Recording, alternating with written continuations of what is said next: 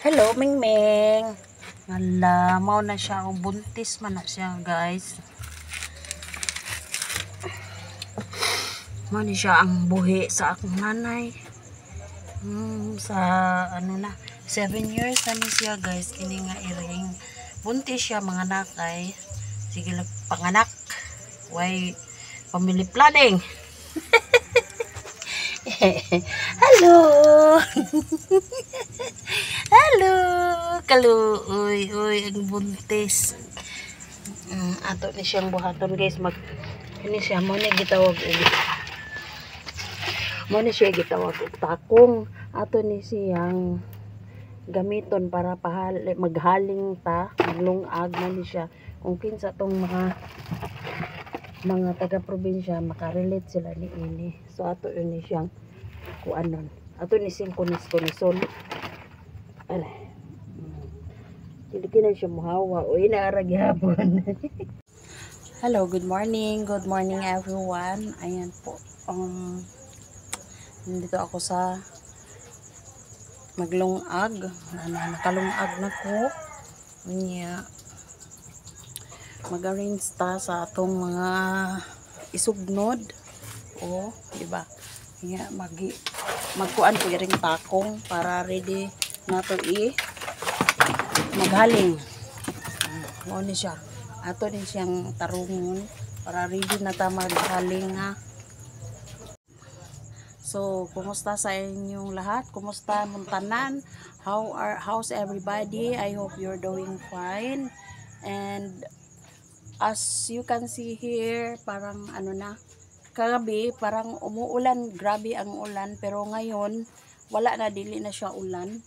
Medyo nagpakita na si haring adlaw. So mo ni akong pagabuhaton, mag-arrange ko sa mga isugnod since dili pa ko moadto sa dito sa beach, kay na ako'y plano nga maglimpyo ko, kay gahapon nanguha mi og kawayan para atong itukod sa atohang kuan kanang glamping house na kuan ng light materials. So ngayon, before ko mulakaw man gani karon, kay napog ko'y sa amo nga reunion na nagkasabot mi last night na tan-aw na mo ang kuan nay usa ka lugar nga adto mi dito mag-reunion, pero dili pa na siya sure. Adtuon na ako kay para makita kung unsa gid siya, nindot ba siya, kay by December siguro, mga December 10 or tentative pa siguro yan, basta December mag-reunion mi, and then adto mi somewhere sa kuan kanang naay mga falls, mga inana diri, guys.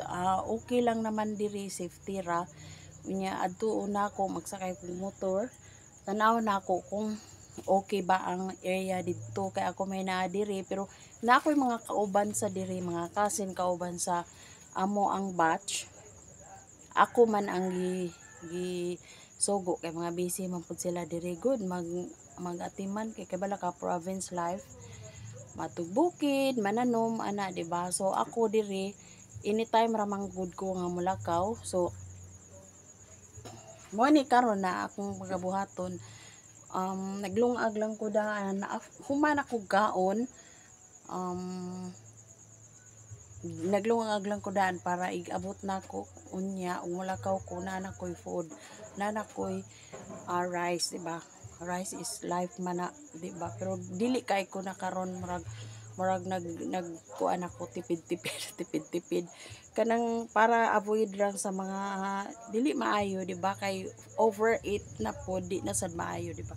So sobraan na nga tong istorya. So mao ni siya, ako ni siyang kunis-kunison para ato ni siyang ihaling, diba?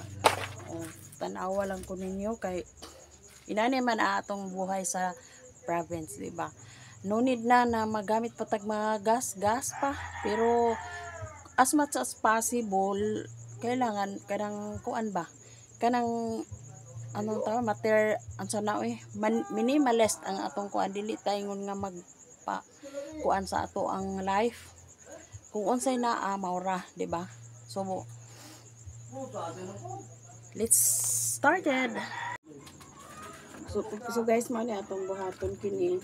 Mo ni gitawag og tapong nya ato ni pwede ni siya to ihaling para makalungag ta.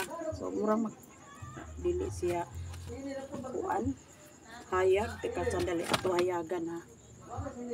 Ayan, hayag na ta. Inanaan siya. Ato yung kunis-kunison.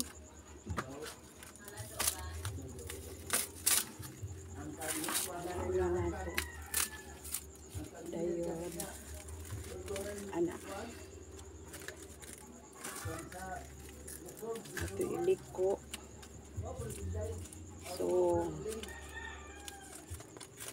anak. Diba? So, makahaling na ta sa fresh na haling.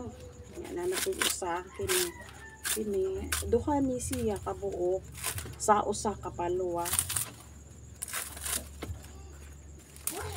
Ano siya?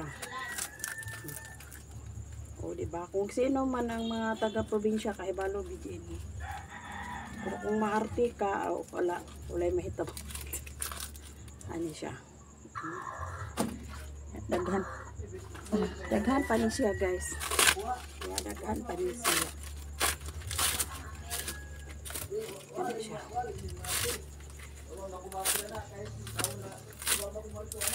Anak.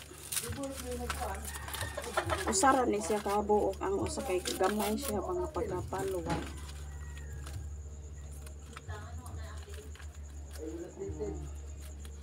Diba?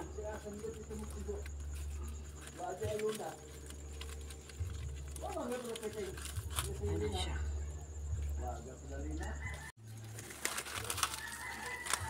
Ayan, tapos na ta. So, nakagawa ta og 1, 2,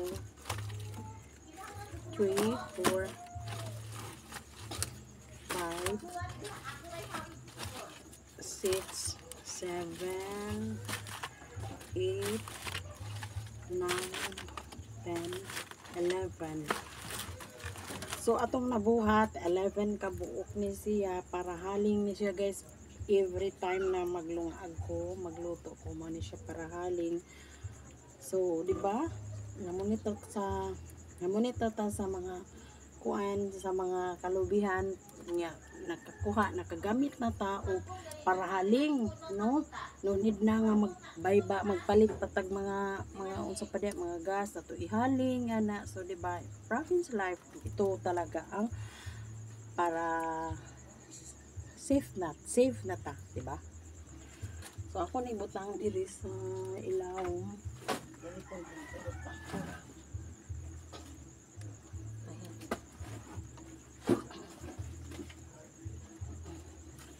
Ayan. Nako ibutang dira. Tanaw mo ha. Guys, nabutang nako diha. Ready na nako diha para anytime magluto ko magamit na to. Hello Mingming. Tapos na ko Mingming. Pag gila siya muhawa. Ayan na po, nag-check ko yung mga vegetables ko. Ayan, meron pa akong maluluto pala. Vegetables, may okra, and then meron pa akong may lubi pa ako. Dapat ilagay ko yan sa hair ko. At meron akong pipino.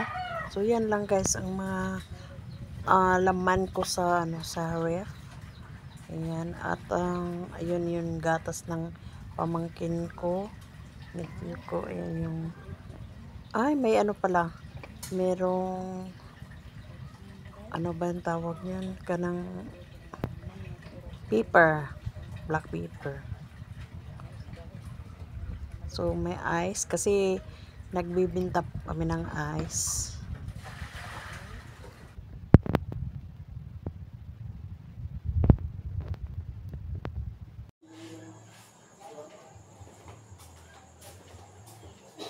So, ayan na guys, papalitan ko na yung curtain na nilabahan ko other day. Niya, natuyo na siya. And then, ayan, ilagay ko dyan kasi makikita kasi pag nasa labas tayo niya. Kanang na-open yung yung ilaw sa loob. So, hindi kasi tinted yung sliding window. Kaya yun, kailangan talaga meron siyang curtains, di ba? So, ilagay ko dyan. Pero yung ibang window, hindi ko na lang nilagyan eh. Kasi ang gusto ko rin yung, ano lang, yung open yung bahay na walang ano ba yung sabit-sabit. O, yung minimalist lang po ang bahay. Hindi yung maraming nakalagay dyan ng mga gamit. Ayaw ko ng mga ganyan.